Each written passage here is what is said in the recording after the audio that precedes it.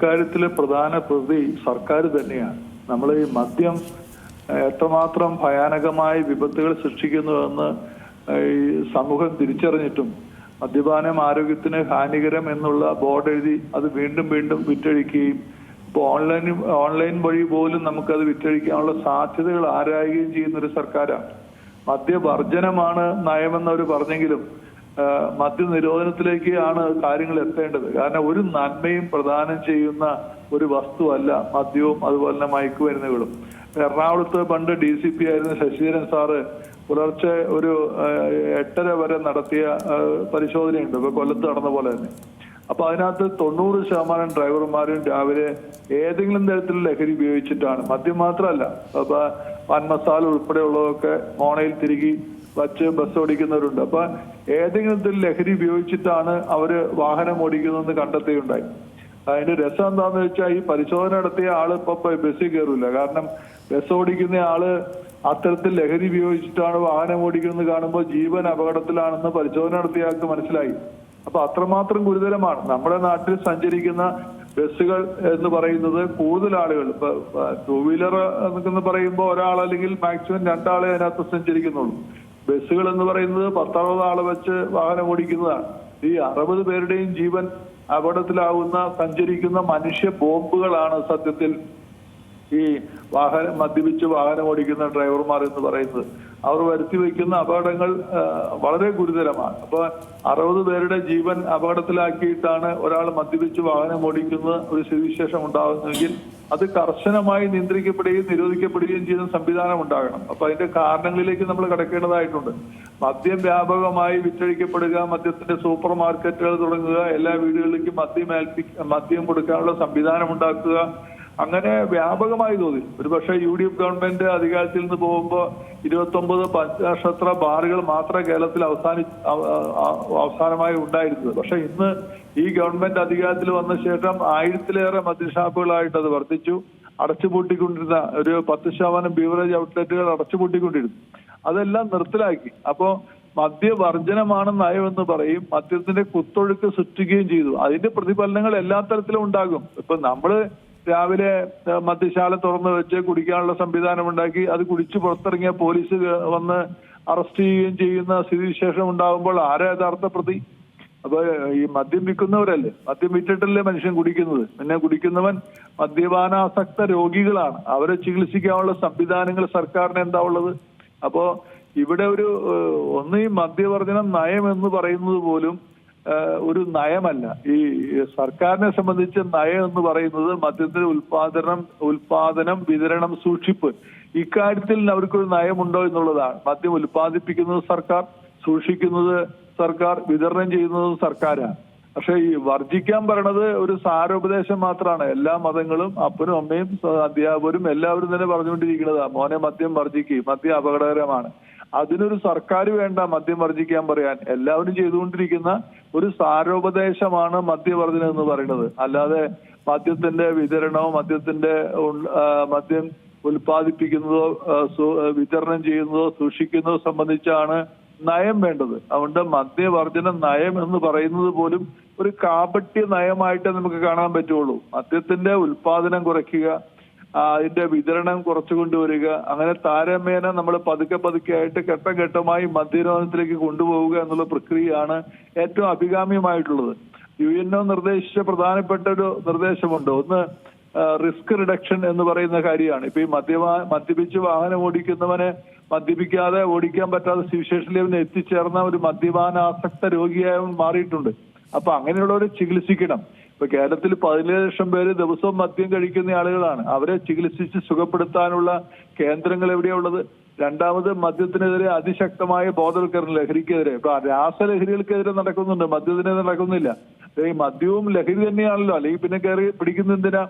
ഈ രാസലഹരി ഡയറക്റ്റ് ബ്രെയിനിനെ ബാധിക്കുമ്പോൾ മറ്റ് ലഹരി വസ്തുക്കളും തലച്ചോറിന്റെ നിയന്ത്രണത്തെയും മറ്റു കാര്യങ്ങളെയും ബാധിക്കുന്നുണ്ട്. അതുകൊണ്ട് ശക്തമായ ബോധവൽക്കരണത്തിലൂടെ പുതിയ തലമുറ അതിനകത്ത് എത്തിച്ചേരാതിരിക്കാനുള്ള സംവിധാനം നമ്മുടെ രാജ്യത്ത് ഉണ്ടാകണം. Risk reduction, demand reduction and supply reduction എന്ന് പറയുന്ന, ഡിമാൻഡ് കുറയ്ക്കാൻ ആവശ്യപ്പെടുന്നവരുടെ എണ്ണം കുറയ്ക്കണം, അതിനാണ് ബോധവൽക്കരണം. മൂന്നാമത് സപ്ലൈ. അപ്പൊ ഈ ആവശ്യപ്പെടുന്നവരുടെ എണ്ണം കുറയ്ക്കുമ്പോൾ മദ്യപാനാസക്ത രോഗികളെ ചികിത്സിച്ചു മാറ്റുമ്പോൾ നമുക്ക് ഡിമാൻഡ് കുറയ്ക്കാൻ പറ്റും. അപ്പൊ അതോടെ പറ്റും. അങ്ങനെ ഘട്ടം ഘട്ടമായി risk reduction, demand reduction, supply reduction എന്ന് പറയുന്ന ഒരു ത്രിതല മാനത്തിലൂടെ കടന്നു പോകാതെ പ്രശ്നത്തിന് പരിഹാരമില്ല. നമ്മൾ മദ്യം കൊടുത്തിട്ട് മദ്യം കഴിച്ച് തെരുവിൽ വരുന്നവനെ നമ്മൾ അറസ്റ്റ് ചെയ്യുക, മദ്യം കഴിച്ച് വാഹനം ഓടിക്കുന്നവനെ അറസ്റ്റ് ചെയ്യുക, മദ്യമല്ല വിഷയം. അതുകൊണ്ട് മദ്യ നിരോധനത്തിലേക്ക് കടന്നു പോകുന്ന, മദ്യം ലഭ്യമല്ലാതായി തീരുന്ന, മദ്യപാനാസക്ത രോഗികളെ ചികിത്സിക്കുന്ന, പുതിയ തലമുറ മദ്യത്തിലേക്ക് വീണ്ടും പോകാതിരിക്കാൻ വേണ്ടി ശ്രമിക്കുന്ന, മദ്യവിതരണ ശൃംഖല കുറച്ചുകൊണ്ടുവരുന്ന ഒരു നയം ഗവൺമെന്റ് ആവിഷ്കരിച്ചെങ്കിൽ മാത്രമേ നമുക്ക് ശാശ്വതമായ പരിഹാരത്തിലേക്ക് വിഷയത്തെ കൊണ്ടുപോകാൻ സാധിക്കൂ എന്നാണ് എന്റെ അഭിപ്രായം. അങ്ങ് പറഞ്ഞതുപോലെ തന്നെ, അതായത് സർക്കാരിന്റെ ഭാഗത്ത് നിന്ന് നടക്കുന്നത് ഒരു ചൂഷണം തന്നെയാണ്. ഇവരൊരു ആസക്തിയുള്ള ആളുകളാണ്, അല്ലെങ്കിൽ ഈ മദ്യപാനികളൊക്കെ തന്നെ അങ്ങനെ ഉള്ളവരാണെന്ന് കാണാതെ അവരെ എത്രത്തോളം ചൂഷണം ചെയ്യുന്നു എന്നുള്ളതിന്റെ ഒരു സൂചന തന്നെയാണ്. അത് കഴിഞ്ഞിട്ട് ഇപ്പോൾ ഈ റോഡിലൊക്കെ തന്നെ ആളുകൾ, അത് നമുക്ക് സ്വാഭാവികമായിട്ട് അറിയാം, ഇത് കിട്ടുന്നത് കൊണ്ടാണല്ലോ ഇവരിത് കുടിക്കുന്നത്. അതുകൊണ്ട് തന്നെയാണ് ഇവർ റോഡിൽ ഇറങ്ങുന്നു. ഇപ്പോൾ 17 ഡ്രൈവർമാരെയാണ് നിലവിൽ ഈ ഓപ്പറേഷൻ റൈഡറിലൂടെ പിടികൂടിയിരിക്കുന്നത്. എന്ത് ഓപ്പറേഷൻ നടത്തി കഴിഞ്ഞാലും ഇതിന്റെ ലഭ്യതയാണ് ആദ്യമേ കുറയ്ക്കേണ്ടത്. തീർച്ചയായിട്ടും നമ്മള് ഈ മദ്യത്തിന്റെ വിതരണം വർദ്ധിപ്പിച്ചുകൊണ്ട് മദ്യം നമ്മൾ ബാറിന്റെ സൈഡിൽ നിന്ന് പിടിക്കുകയാണ്. ബാർ ഇതിനുള്ള കുടിക്കാനുള്ളതല്ലേ, അവിടുന്ന് കുടിച്ച് പുറത്തിറങ്ങുന്നവന് പിടിക്കാൻ വേണ്ടി പോലീസ് നിൽക്കുകയാണ്. അപ്പൊ ഈ ബാറിൽ കൊടുക്കാനുള്ള ലൈസൻസ് കൊടുത്തത് ആരാ? എക്സൈസ് ഡിപ്പാർട്ട്മെന്റ്, സർക്കാർ തന്നെയാണ്. അപ്പൊ ഈ പാവപ്പെട്ടവനെ എത്രമാത്രം പീഡിപ്പിക്കാമോ? ഇപ്പൊ ഡ്രൈവർ മദ്യം ഉപയോഗിച്ച് വാഹനം ഓടിക്കുന്നത് നമ്മൾ ന്യായീകരിക്കുന്നില്ല. അങ്ങനെയുള്ള പ്രക്രിയയിൽ ഏർപ്പെടുന്നവന് ഒരു കാലത്ത് മദ്യം ഉപയോഗിക്കാൻ പാടില്ല.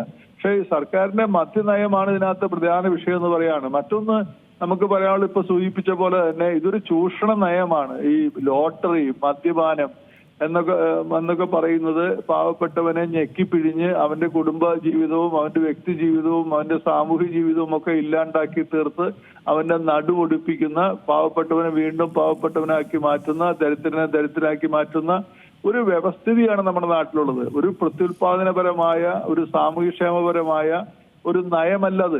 ഈ ലോട്ടറി അടിച്ച് ഈ ലോകത്ത് ഒരാൾ പോലും നന്നായിട്ടില്ല. നമ്മൾ തന്നെ, സർക്കാർ തന്നെ സർവേ നടത്തി നോക്കിയിട്ടുണ്ട്. കഴിഞ്ഞ 20 വർഷക്കാലം ലോട്ടറി അടിച്ച് ആരെങ്കിലും നന്നായെന്ന് അറിയാൻ ഒരാളും രക്ഷപ്പെട്ടിട്ടില്ല.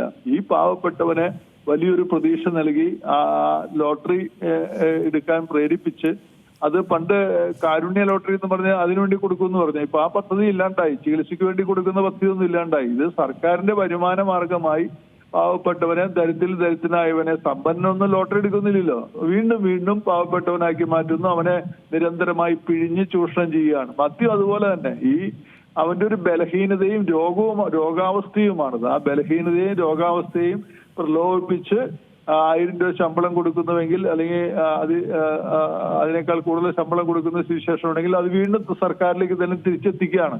വലിയ ചൂഷണോപാധികളാണ് മദ്യപാനം, ലോട്ടറി എന്നൊക്കെ പറയുന്നത്. അത്തരം ബിസിനസ്സിലൊന്നും സർക്കാർ ഏർപ്പെടാൻ പാടില്ല. അതൊക്കെ സാമ്പത്തികമായ അരാജകത്വം സൃഷ്ടിക്കുന്ന ഒരു വ്യവസ്ഥിതിയുടെ ഏറ്റവും മോശകരമായ പ്രതികരണങ്ങൾ സമൂഹത്തിൽ ഉണ്ടാക്കുന്ന നടപടികളാണ്. അപ്പൊ അതിൽ നിന്നും മനുഷ്യൻ രക്ഷപ്പെടുത്താൻ ആഗ്രഹിക്കുന്ന, ഈ രാജ്യത്തെ ഏതൊരു ഭരണാധികാരിയും തീരുമാനിക്കേണ്ട പ്രധാനപ്പെട്ട വസ്തുത, ഒരു നയം ആവിഷ്കരിക്കുമ്പോൾ അത് ഗാന്ധിജി പറഞ്ഞിട്ടുണ്ട്, ഈ പാവപ്പെട്ടവനായ ആളുകളെ നിങ്ങളുടെ മുന്നിൽ കൊണ്ടുവരിക, എന്നിട്ട് ഈ നയം അവനെ എങ്ങനെ ഉപകാരപ്പെടുന്നു നോക്കുക.